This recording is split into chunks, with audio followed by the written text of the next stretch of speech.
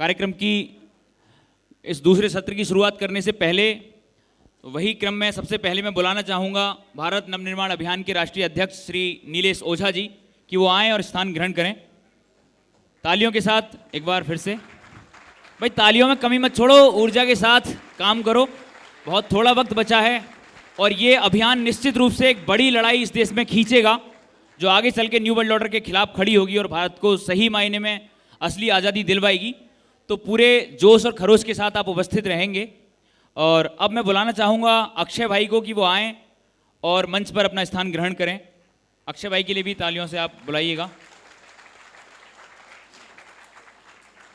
समय बहुत कम है क्योंकि अब बचे समय में ही सारी बातें होनी है, युवाओं से बातचीत भी होनी है, उनके भी कमिटमेंट लेने हैं। तो बहुत से ऐसे साथी भी इस सदन में, इस भवन में उपस्थित हैं जिनको अपनी बात रखनी थी और जो कई साथियों के साथ आए हैं, जिसमें महाराष्ट्र से चल के आए हैं, तुलजापुर से संजय दादा, संजय सोनामने, 14 साथियों के साथ आए हैं, अशोक भाई आए हैं और बहुत सारे साथी हैं जिनका नाम शायद मैं अभी नहीं ले पाऊँगा। तो उनकी पूरी उपयोगिता और उनकी पूरी भूमिका इस देश के निर्माण में हम लोग समझ रहे हैं, लेकिन समय के अभाव के कारण उनसे माफ़ी चाहते हैं। और वक्ताओं की इस कड़ी में अब मैं बुलाना चाहता हूँ एक ऐसे वक्ता को जो पिछले कई वर्षों से इस देश में और अंतर्राष्ट्रीय स्तर पर जो राजनीति चल रही है, जो षड्यंत्र चल रहे हैं, उसको समझ के इस देश के लोगों को जगाने की कोशिश कर रहे हैं। पूरा विश्लेषण उनका है कि दुनिया में जो भी घटित हो रहा है वैश्विक स्तर पे, उसके पीछे क्या कारण है और उन कारणों का क्या प्रभाव हमारे ऊपर पड़ रहा है। तो मैं बुलाना चाहूँगा फिरोज मीठी बोरवाला को। इनको फिरोज भाई कहते हैं। फिरोज भाई आइएगा, स्वागत है आपका। एक बार तालियों के साथ फिरोज भाई का स्वागत कीजिए। साथी फिरोज ऐसे बॉम्बे से है, करीब 35 साल से सामाजिक काम में जुड़ा हुआ है। गांधी जी, बाबा अंबेडकर, मार्क्स तीनों विचारधारा को अच्छी ढंग से समझते हुए और काम करते हुए सेकुलर मुस्लिम का फेस है। और दूसरी राष्ट्रीय युवा संगठन जो सर्वोदय का यूथ विंग है उसका नेशनल कन्वीनर रहे। युवा भारत जो पूरा देश भर में एक अच्छे संगठन बना, जेपी लोहिया और ये मार्क्सवाद और गांधीवाद जो साथियों को लेकर जो एक संगठन बना था, जिसमें मैं भी नेशनल कन्वीनर रहा, उसमें फिरोज भाई रहे। और उसका बाद कई मूवमेंट्स जो चल रहा है, चाहे मुंबई में हो, महाराष्ट्र में हो और पूरा देश भर में हो, जैसे एम का एक इंडिया मूवमेंट हो, जो भी मूवमेंट्स चल रहा है उसमें अच्छा रोल निभा रहे हैं, अच्छा भूमिका निभा रहे हैं। और उसका साथ साथ पूरा इंटरनेशनल जो पॉलिटिक्स चल रहा है, इंटरनेशनल जो इकोनॉमिक्स चल रहा है, रिलीजन को लेकर जिस ढंग से कॉन्फ्लिक्ट चल रहा है, उसका मेरे एक अच्छा अंडरस्टैंडिंग है और भूमिका निभा रहे हैं। मुझे लग रहा है कि साथी फिरोज को बात रखना है।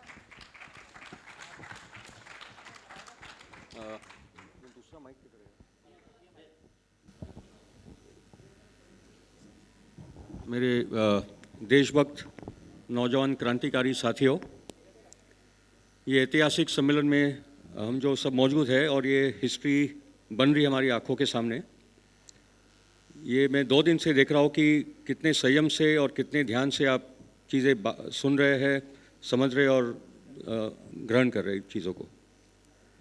मैं राकेश जी की बात आगे बढ़ाते हुए, क्योंकि पिछले 2 दिनों में राकेश जी, नीलेश जी और अक्षय की तरफ से एक पूरा फ्रेमवर्क मिला है, मगर राकेश जी की बात को समझना और आगे बातों को समाज में लेके जाना बहुत आवश्यक है। राकेश जी का बोलना था कि आज़ादी के आंदोलन से हम लोग सीखे, उनका एक special understanding ancient Indian history पे है जिसको हमको और गहराई से देखना होगा। मगर बापू ने जो काम किया था, गांधी जी ने जो काम किया था, जिसके कारण वो किसी भी एक विशेष समाज के नहीं है मगर ये पूरे भारत के है। सब लोग बापू को गाली भी देते हैं मगर पूरा भारतीय समाज उसको मान सम्मान भी देता है। तो ये किस किस्म के इंसान थे। मुझे भी गांधी जी पे बहुत गुस्सा आया था। मैं सर्वोदय आंदोलन में युवा भारत का दूसरा राष्ट्रीय संयोजक था। मगर जब जाति के सवाल पे फुलेंबर्ग को पढ़ना लगा तो गुस्सा आया था मुझे कि सर्वोदय आंदोलन में ये पूरे सवाल को कैसे किनारे किया गया। वामपंथियों ने किनारे किया, दूसरे विचारधाराओं ने भी, मगर फुलेंबर्ग के विचार को समझना भी बहुत आवश्यक है हमारे लिए। मगर उसके बाद मैंने किताब पढ़ी the good boatman by Rajmohan Gandhi.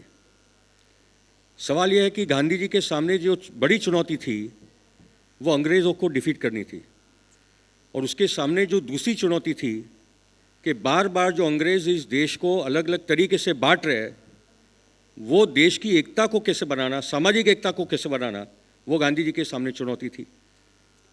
पहली चुनौती आई हिंदू और मुसलमानों को लेकर।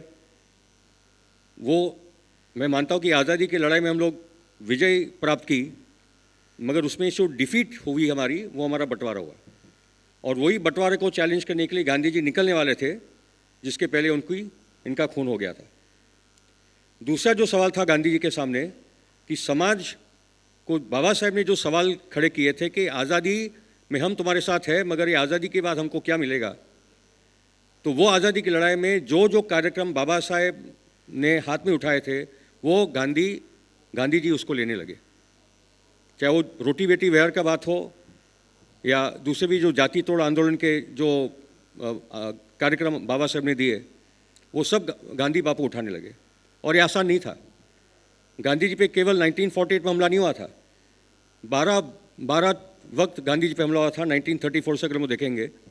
और उसका सबसे बड़ा कारण था कि गांधी जी रिफॉर्म का सवाल उठाने ले चुके थे, जो बुद्ध से लेकर महावीर से लेकर परंपरा आई, चारवाक से लेकर आती है, नानक से लेकर आती है, और महात्मा फुले, शाह महाराज और बाबा साहेब का हम लोग देखते, कबीर और सूफी भक्ति परंपरा सबको लेकर। तो गांधी जी ने जब कांग्रेस के भीतर ये सवाल उठाया तो ना नेहरू को इंटरेस्ट था, ना तिलक को इंटरेस्ट था, किसी को इंटरेस्ट नहीं था सोशल रिफॉर्म को लेकर, ना वामपंथी को इंटरेस्ट था कि भाई ये रिफॉर्म बाद में कर लेंगे, पहले आज़ादी तो मिले। मगर गांधी जी ने ये काम करके दिखाया कि आज़ादी की लड़ाई में सभी घटकों के संघर्ष, सभी घटकों का स्थान, और वो हम लोग देखते हैं आज़ादी के आंदोलन के बाद हमारे संविधान में। हमारा संविधान इसलिए विशेष है क्योंकि वो बना संघर्ष में से, उसकी कुछ कमियां होगी, अमेंडमेंट चलते रहेंगे।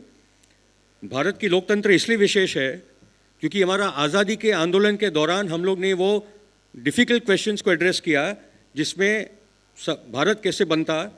इसलिए गांधी केवल एक ही नेता मैं आज तक जानता हूँ जिन्होंने वैक्सीन का विरोध किया, और किसी नेता का सुना है? गांधी जी केवल एक ही व्यक्ति थे जिन्होंने वो टाइम पे नेचुरोपैथी से लेकर वैक्सीन का विरोध किया था, जो आज हम लोग चल रहे। मगर गांधी जी के प्रयोग हर क्षेत्र में रहे, चाहे वो राजनीतिक क्षेत्र में हो, शिक्षा में हो, खेती में हो, गांधी जी ने वो हर सवाल को छुए थे। मैं कोई गांधी जी का भक्त नहीं हूँ, मैंने बोला था कि मैंने गांधी जी के कुछ विचार से घोर विरोध भी है, मगर इन टोटलिटी आप देखो, और कोई इंसान, कोई नबी भी नहीं होता जो हर जगह पे परफेक्ट होता है। शायद मेरा गर्दन कट जाए इसके बाद, मगर वो ठीक है। मगर पॉइंट इस के कोई भी विचार हमको अपनाना नहीं है, और अभी हम लोग समझ चुके, खासकर लॉकडाउन के बाद, कि सवाल खड़े करने बहुत आवश्यक है।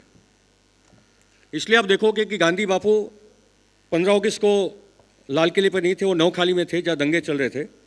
और आज मैं वही देख रहा हूँ कि जब इस देश में दंगे भड़कते हैं तो कोई भी राजनीतिक दल सड़क पे आता नहीं है, खाली प्रेस कॉन्फ्रेंस करते हैं। मेरा बोलना है कि हमारा जो नवनिर्माण भारत अभियान है, वो साथ ही सड़कों पे आए जब दंगे होते हो, और हम लोग रोके दंगों को, ये हमारा काम है।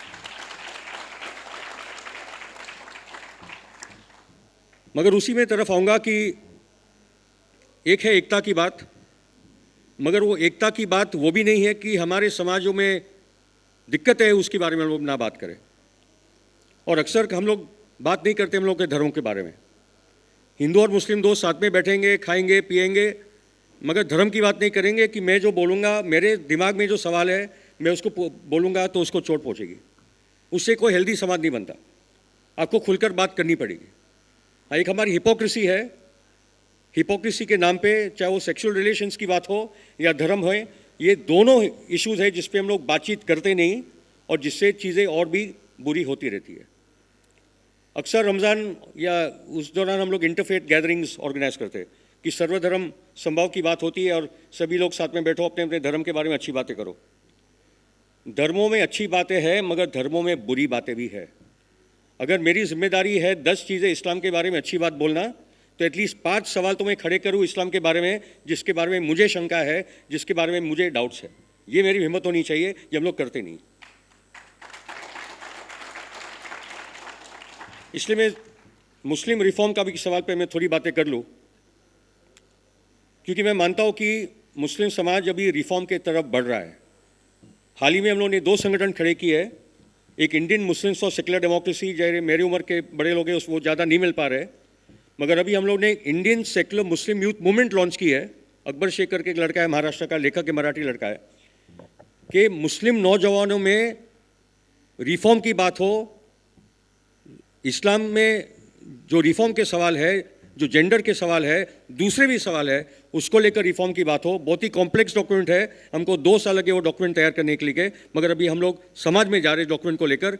और आई एम प्लेजेंटली सरप्राइज कि मुस्लिम समाज में से वो लड़कियां लड़के मौजूद है जो उस डॉक्यूमेंट के साथ खड़ी है और जो बोल रहे ये प्रॉब्लम्स है, अभी उनको उसको बोलना पड़ेगा।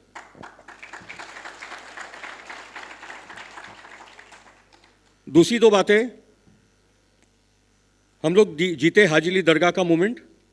जब 2011 में एक मौलाना ने तय किया कि अभी ये दरगाह में मुस्लिम औरतें नहीं आई, मुस्लिम औरतें नहीं, दरगाह में तो सब औरतें जाती है, औरतें नहीं आएगी वो मेन मज़ार पे, तो हम लोगों ने आंदोलन शुरू किया। भारतीय मुस्लिम महिला आंदोलन हाई कोर्ट सुप्रीम कोर्ट में गई, हम लोगों ने हाजी अली सबके लिए मूवमेंट शुरू किया और वो देखा कि हम लोग केस जीते और मुस्लिम समाज में ब्रेक होने लगे कि भाई ये कुछ लोग बोल रहे, अभी इनकी बातें सुनो। दूसरे मैं आपको बोल दूँ कि क्या पूरी सेकुलर मूवमेंट, पूरी फेमिनिस्ट मूवमेंट, सभी सेकुलर पार्टीज़ ने जब ट्रिपल तलाक के बिल का विरोध किया, हम 4 लोग खड़े थे, professor Jeena Shaukat Ali, myself, Firoz Ashraf और एक साथी था, कि बोला नहीं ये रिफॉर्म का वक्त है। अगर ये बिल ईमानदारी से सरकार ला रही है, क्योंकि सुप्रीम कोर्ट ने आदेश दिया है, वो मुस्लिम औरतें सुप्रीम कोर्ट में गई थी कि हमको हमारे समाज से, हमारी उलेमा और मुफ्तियों से कोई न्याय नहीं मिल रहा है, हम लोग कोर्ट में जाएंगे, क्योंकि आर्टिकल 14 के तहत we are equal citizens and as equal citizens we demand equal justice from the Supreme Court of India. तो सुप्रीम कोर्ट ने बाद में सरकार को बोलता है कि ट्रिपल तलाक इनवैलिड है, तलाक तलाक बोल के जो तलाक होते हैं, अभी आप उस पर कानून बने, और कानून बना। कुछ लोग बोले कि ओवैसी का बोलना था कि हज़ारों मुस्लिम मर्द जेलों में डाले जाएंगे बिल आने के बाद। साथियों, कितने मुस्लिम मर्द जेल में गए 2.5 सालों में? कितने गए? एक भी नहीं गया। एक भी मुस्लिम मर्द जेल में नहीं गया और तलाक तलाक बोलने की परंपरा खत्म हो गई, क्योंकि अगर आप खुद नहीं रिफॉर्म करोगे तो रिफॉर्म बाहर से होगा। और ये सिंपल रिफॉर्म की बात थी।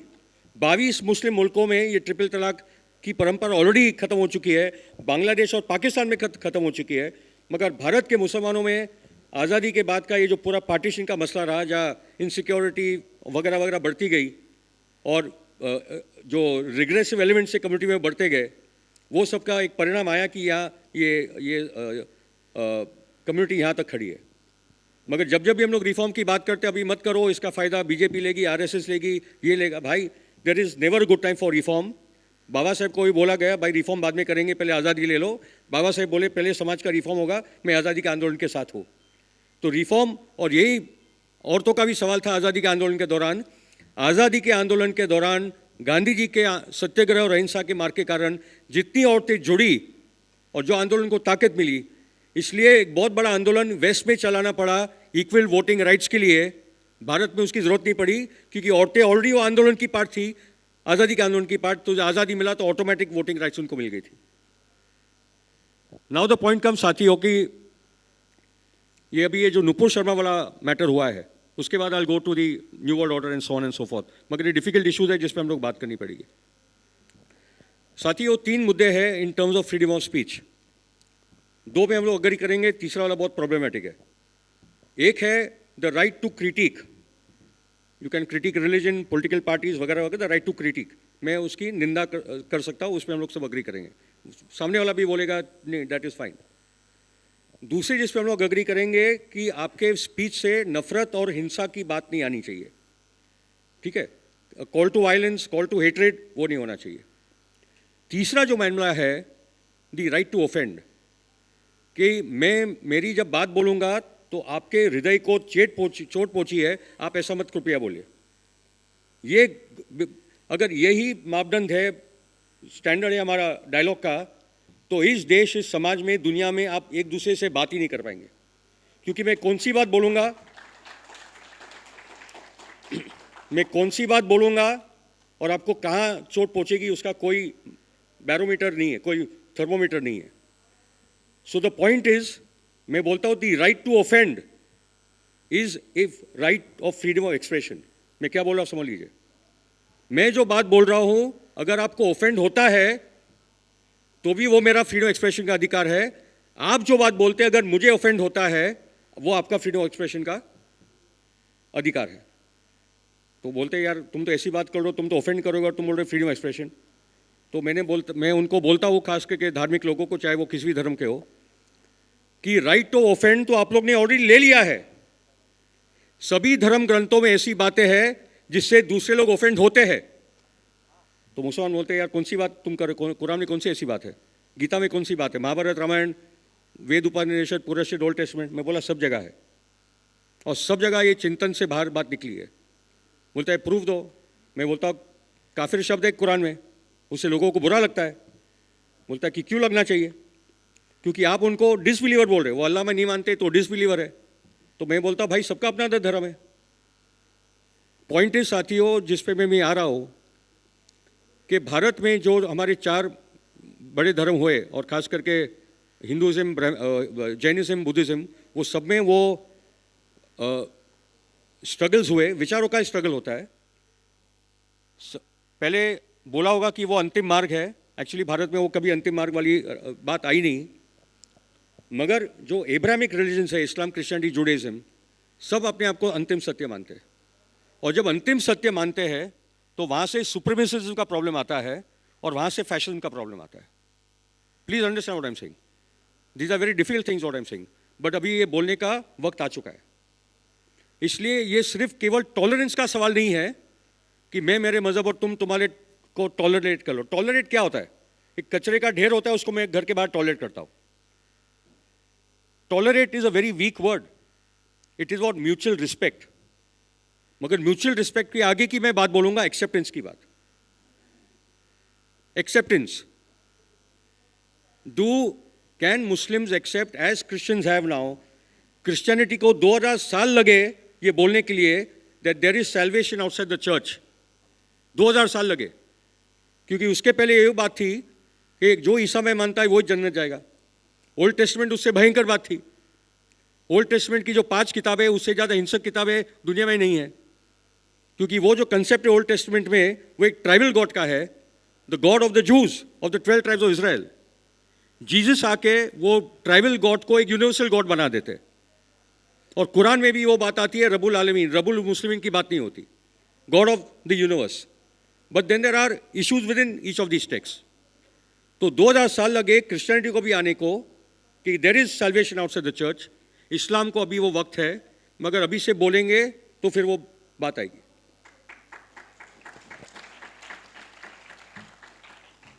उसमें मैं साथ ही आता हूँ, क्योंकि ये मैंने डिबेट्स खोलने के लिए खोल दिए हैं। मगर नूपुर के मैटर में भी मैंने तो क्लियर कट बोला है, ऑन रिकॉर्ड बोला है, और हमारे एक दोस्त है अरशद आलम, वो बहुत अच्छा लिखते हैं। नूपुर का बोलने का तरीका, क्योंकि मैं उसके साथ टीवी डिबेट्स में रहा हूँ, बहुत ही कॉन्डिसेंडिंग, बहुत ही इंसल्टिंग टाइप है। मगर नूपुर ने जो बोला था फैक्चुअली इनकरेक्ट नहीं था कि पैगंबर की शादी के बारे में, वो तो बुखारी में है। क्योंकि अभी मुसलमान में और एक लाइन आ रही कि हजरत आयशा वो 19 ईयर्स ओल्ड। तो अगर वो है, देन यू से दैट बुखारी शरीफ आयत वाज दैट हदीस वाज रॉन्ग। क्योंकि हदीसों के कारण बहुत सारे प्रॉब्लम्स आए। कुरान में फिर भी कम प्रॉब्लम्स है, मगर हदीसों में तो भयंकर किस्म के प्रॉब्लम्स है। ओके, बट ये सब चीज़ें अभी हम लोग जब बोल रहे हैं तो मुस्लिम साथी से ये सब लेवल की डायलॉग हो रही है। पहले करना मुश्किल था, मगर अभी ये चीज़ें खुल रही है। उसमें नूपुर को लेकर और एक घटना घटी। ये तो जो गर्दन कटी, ये तो कटी, ये जो उदयपुर में हुआ, ये ऐसे ही सैमुअल पैटी का फ्रांस में हुआ था। तब उन्होंने राइट टू ऑफेंड की बात की थी। फ्रांस ने तो पूरा गल्फ कंट्रीज़ को बोला भाड़ में जाओ, हमारे वहाँ तो एक कल्चर है, हम तो सभी धर्मों का करेंगे, तुम्हारा वही करेंगे, ठीक है। मगर यहाँ तो हमारी सरकार ने पता नहीं कितना जल्दी घुटने टेक दिए उनके सामने, it was beyond me. Alright, there should have been a dialogue on that issue. Udaipur में जो हुआ, मगर भिवंडी में भी एक हुआ। एक मुस्लिम लड़का, साद अंसारी, 19 साल का लड़का, पढ़ा लिखा लड़का है, वो इंजीनियरिंग कर रहा है, भिवंडी में रहता है। उसने वो बात बोली कि नूपुर ने गलत क्या बात बोली है। उसके घर पे 150 मुसलमानों का मॉब चला गया, उसको पीटा, उसको माफ़ी मांगनी पड़ी। वो बोला अभी तो मुसलमान नहीं, वापस कलमा पढ़। कलमा पढ़कर वो वापस घर गया। अभी उसके फादर ने उसको कहीं भेज दिया है। Not a single Muslim organisation raise the voice, not a single Muslim organisation. In fact गोदी मीडिया ने भी नोट उठाया, मुझे वो भी पता नहीं क्यों नहीं किया उन्होंने। मगर नुपुर शर्मा का ये जो कैलाश कन्हैया टेलर जो है, जिसकी गर्दन कटी, सभी मुस्लिम तंजीमों ने बोला कि ये हम लोग ये हेट क्राइम का विरोध करते हैं। साथियों, हेट क्राइम नहीं था, this was a murder for blasphemy. Blasphemy का मतलब है कि you have insulted my religion, you have insulted the Quran, Islam and my prophet, मैं तुम्हारा गर्दन काटूंगा। और यही डिमांड है all India Muslim personal law board की, यही डिमांड है कॉन्जर्वेटिव मुस्लिम ऑर्गेनाइजेशंस की, यही डिमांड थी इमरान खान की सैमुअल पैटी फ्रांस के इशू के लेकर कि make an international blasphemy law. इतना भयंकर कानून है कि कल कोई भी जाके बोल सकता है कि फिरोज भाई ने पैगंबर के खिलाफ बोला, पुलिस आएगी मुझे अंडर लेके जाएगी। और पुलिस स्टेशन में मैंने क्या ब्लास्फेमी किया वो लिखते नहीं, क्योंकि हम लोग लिखेंगे तो हम पे भी वो कानून आ जाएगा। तो किसने क्या ब्लास्फेमी किया वो कभी पता नहीं चलता। मगर एक सलमान तहसीर मिनिस्टर पाकिस्तान में वो लॉ का विरोध करता है, उसका बॉडीगार्ड उसको मार डालता है।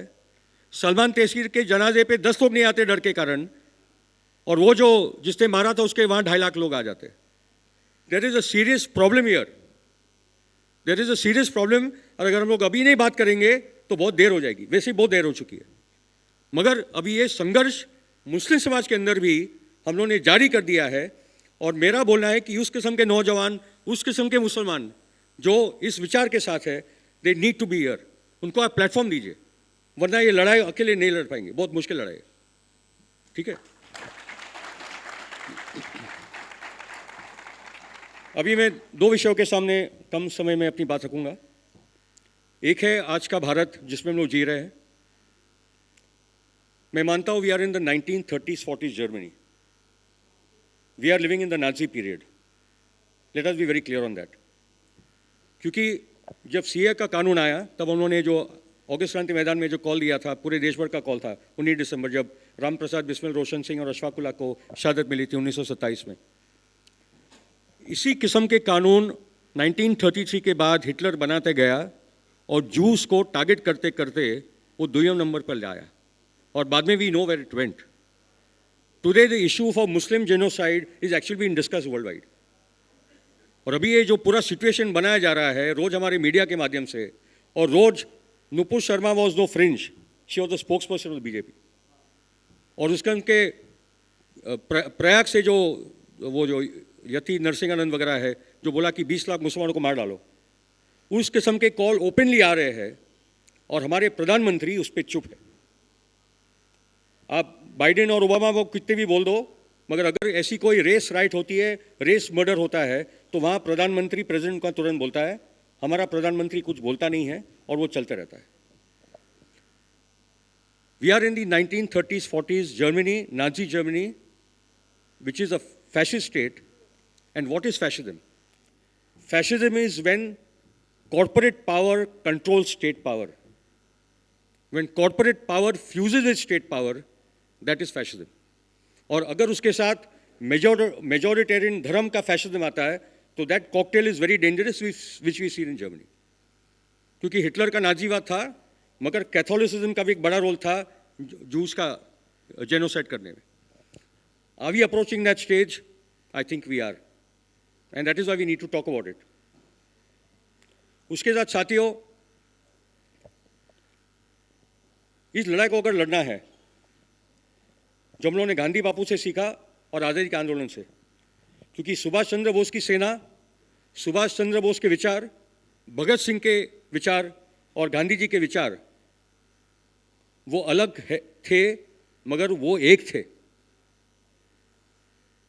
वो अलग विचार थे मगर वो एक थे। यहां तो हमारे विचार में भी ज्यादा अंतर नहीं है।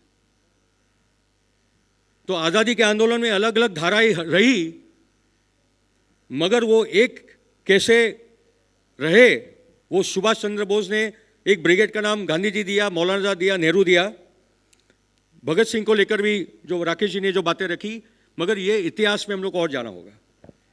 तो पॉइंट इस के, इसलिए मैंने पहले जो हमारे समाज में अंतर्विरोध है मैंने वहाँ से शुरू की। अंतर्विरोध इतिहास से था, इतिहास में आधुनिक काल में भी रहेगा, मगर वो अंतर्विरोध पे बात करते करते आप यूनिटी समाज के कैसे बनाओगे, वो हमारे नेतृत्व का सवाल है।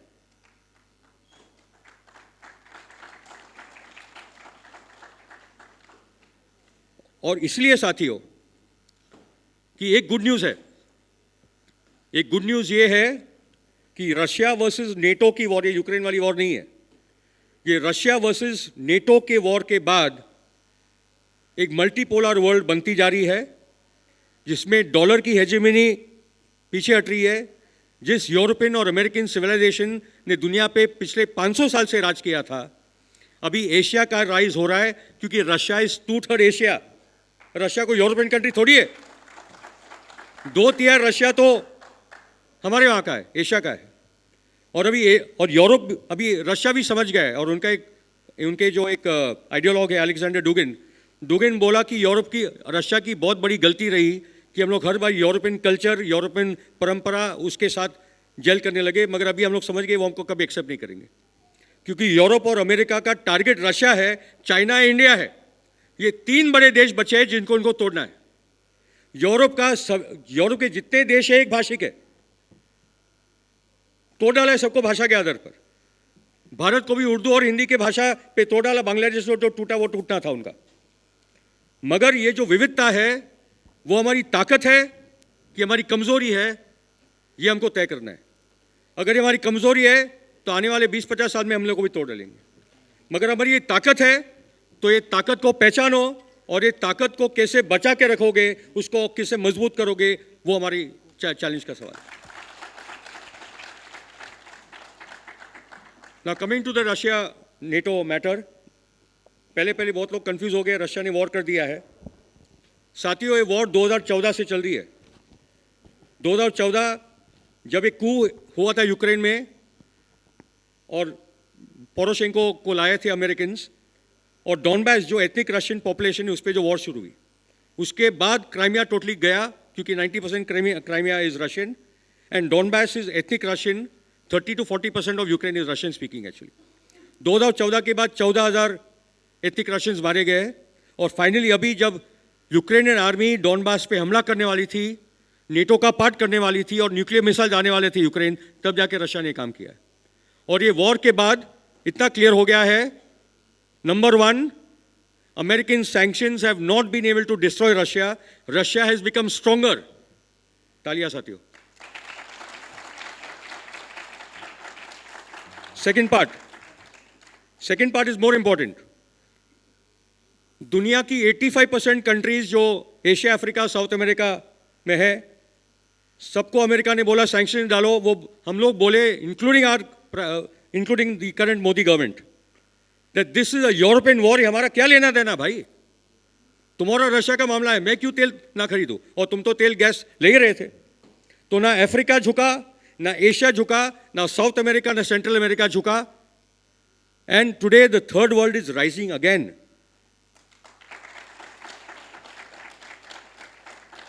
तो एक तो उनकी political dominance, military dominance, currency dominance, जो करेंसी के बारे में कल हमारे युवा साथियों ने बात की थी, वो सब टूट रहा है, मगर करेंसी की लड़ाई तो और आगे की लड़ाई है। आखिरी में साथियों, हमारी जो बड़ी लड़ाई है अभी, और मैं मानता हूं कि भारत की बुद्धिजीवी तबके और आंदोलन और संगठन, राजनीतिक दल भी इसमें दिखते नहीं, क्योंकि मोदी जी ने 4 बार न्यू वर्ल्ड ऑर्डर का जिक्र किया। आपको पता है, 4 बार मोदी ने न्यू वर्ल्ड ऑर्डर की बात की है। उसका पहला भाषण 5 मिनट का था, अंग्रेजी में था, जब वो न्यू वर्ल्ड ऑर्डर और ग्रेट रीसेट की बात कर रहे थे, कि वो बोल रहे कि न्यू वर्ल्ड ऑर्डर आने वाला है और it is time to reset the mind. और रीसेट द माइंड का क्या मतलब है? वो क्लॉस श्वाब की किताब है 2015 की, the fourth industrial revolution, the great reset. तो ये जो ग्रेट रीसेट, हमारे माइंड्स का reset, lockdown, mask, fear, slavery, वो रीसेट की बात मोदी कर रहा है। न्यू वर्ल्ड ऑर्डर की 4 बात करता है, लाल किले से लेकर हमारे पार्लियामेंट में बात हुई है। एक पॉलिटिकल पार्टी नहीं है जिसने ये पूछा है कि ये न्यू वर्ल्ड ऑर्डर की कौन सी बात है। और इसलिए भी हमारे लिए खतरनाक है क्योंकि Bush, Obama, Clinton, macro, Trudeau, ये सब वर्ल्ड ऑर्डर की बात करते हैं जो यूरोपियन सिविलाइजेशन के, जिन्होंने दुनिया पे राज किया है। मोदी पहला थर्ड वर्ल्ड लीडर है जो न्यू वर्ल्ड ऑर्डर की बात कर रहे हैं। This is the danger we are facing now साथियों। ऑल चिट्ठी आ चुकी है, I'll end here. ऑल ऐसे साथियों की ये लड़ाई लड़ने में भारत की अहम भूमिका है। ये लड़ाई हम तभी लड़ पाएंगे जब ये देश की एकता को हम लोग बढ़ावा देंगे। ये देश नफरत की राजनीति पे चलेगा या ये देश सद्भाव की राजनीति से, एकता की राजनीति से आगे बढ़ेगा, सवाल वो है। धन्यवाद सर।